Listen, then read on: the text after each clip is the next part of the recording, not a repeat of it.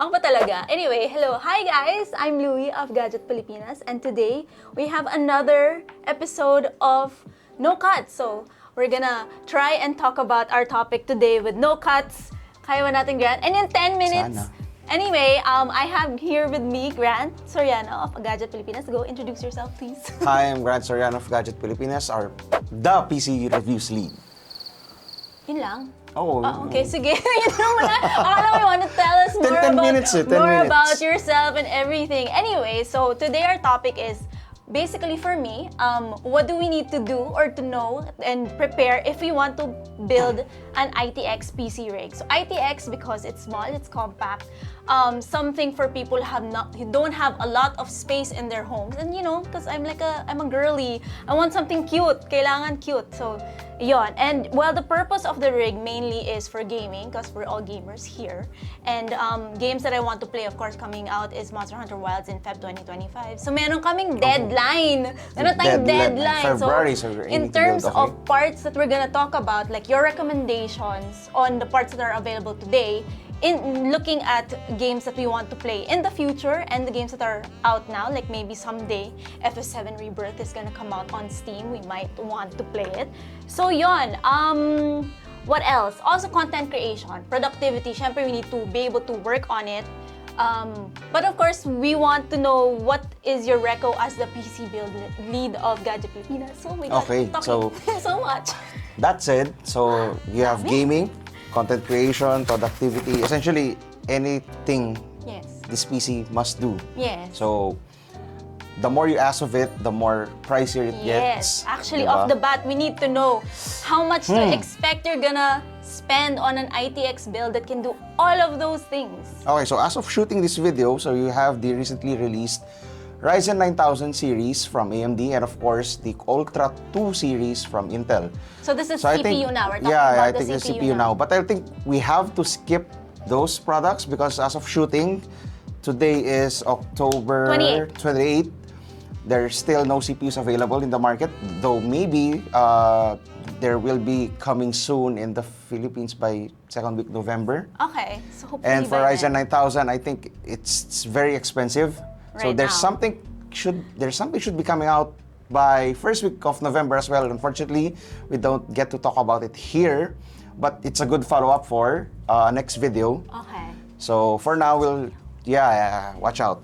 So for now, we'll take a closer look at what's available. So for an ITX build, we actually did a build guide, I think last year, that costed us around 120K. And so yun, well, benchmark natin in terms of price, 120,000. Kaya pa ba nating babaan yun?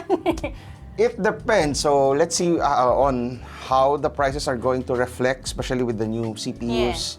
And if my upcoming GPU, since February pa yung target mo. But for now, for the CPU, going back to our build, I'm looking at the Ryzen 7 7800 X3D. Okay. So you take the 9000 series and Ultra 2 series out of the equation, the 7800 X3D is the best gaming CPU. Okay. And while it's the best at gaming, it also doesn't lack in terms of content creation, productivity. So it can run all of those things, gaming, your typical G Suite, your Word Suite, everything, even content creation, maybe OBS, ganyan, all those kinds of programs. So since gaming is the pure purpose, so yun yung target natin fulfill.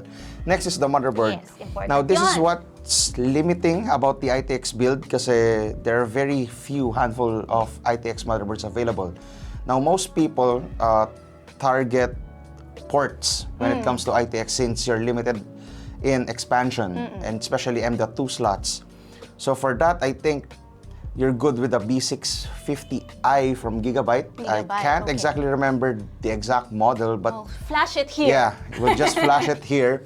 But Gigabyte is recently known for its generosity in terms of ports and I/O. So I think that's just the key criteria. Yeah. The next is the RAM. Yeah. So for the RAM, shout out RAM here. So for the RAM, I think you're good with just 32 gigs. 32 gig, I think, is more than enough. enough. So 16 gig is, I think, okay for gaming. But since you're doing a lot more, or you plan to stream, etc. and all that, you have at least a bit more freeway. So for the speed, I recommend at most 6,000 megahertz. 6,000 But if you're megahertz. going to save up, maybe you'll go down to 5,600 megahertz. But Yeah. I think it will just boil down to what's good price to performance in the market. So we usually go for Kingston DDR5 memory for stability. Na 32 gig. Yeah, na 32 Okay. gig. And then next is you have the storage. So storage, you can go as low as 1 terabyte Yeah, SSD. SSD. Yes, so Kasi you yun don't- yung kasha. Kasi yun yung kasha. Yun yung kasha. And you actually don't need the higher speeds that Gen 5 is offering, Okay. because that's more for the hardcore productivity guys. So Gen 4 will be likely more than enough for your builds. Now, the question is capacity, 1 terabyte or 2 terabyte. For this build, if you want to lower down the cost, you can just buy a 1 terabyte drive and then just add one later. Okay. That said, your motherboard must have the extra slots Yeah, available because yeah. of the limited space. And that pretty much covers it for the SSD part. For the model, we usually go in our builds the Kingston NV2, but as of this, by the time this video is published, you should have the NV3 released. So that's just a okay. quite 500 peso increase in price, I think. Okay. So what about, like, syempre, important for us to have a GPU or graphics card. So what's your recommendation Okay, so na before we kasha sa go- ITX? Before we go with the GPU part, what Mas resolution na-importante do you want to game on? Do you Well, want to right now, play? I don't really need to have, because I have a monitor. My monitor right now is 1440. 1440p. 1440p. So something that can actually accommodate that. So somewhere along the lines of either an RTX 4070, so that's your most basic. 4070 na. Okay. Yeah, so the downside of it is it has the least amount of RAM in the choices, so you'll know that too later.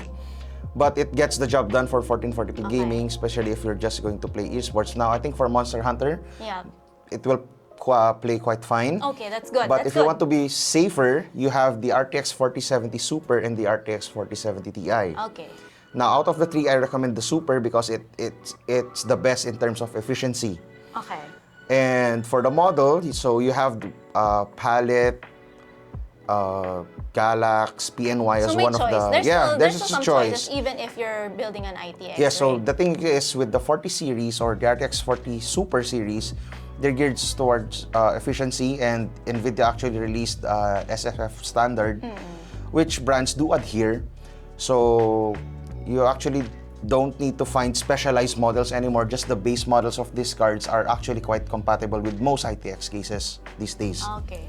So Speaking of which, syempre, you still need a power supply and Yes. you need a case. So maybe you have like a couple of recommendations on what wattage for your PSU, and then the case. We can talk about the case. Now for the power supply, depending on the three models that we mentioned, RTX 4070, 4070 Super, and the Ti version, you'd at least need a 650 watt power supply. 650 watts. Now, I'd recommend going for at least a gold power supply as well for reliability and, of course, stability. But yeah, that's about it. Just 650 watts. specific brands? But if you want to go above or maybe upgrade to a 4080, 4080 Super, 4090, you'd go for 850 watts. But 850 I think watts. that's not the case for most ITX builds. So 650 is the way to go. For the brands, we usually go with Seasonic or FSP. Okay. Now for the case, Ito na, case. the cream of the crop, it will boil down to actually your preference. So for ITX builds, the thing that's unique about it is you actually have to get a case first, then build your parts around it. parts So that's around what's it. exciting about ITX cases. Yeah. And that's about it. I think we didn't miss, but We probably could talk more, like you could have a cooling system in there, but we're running out of time. Yes.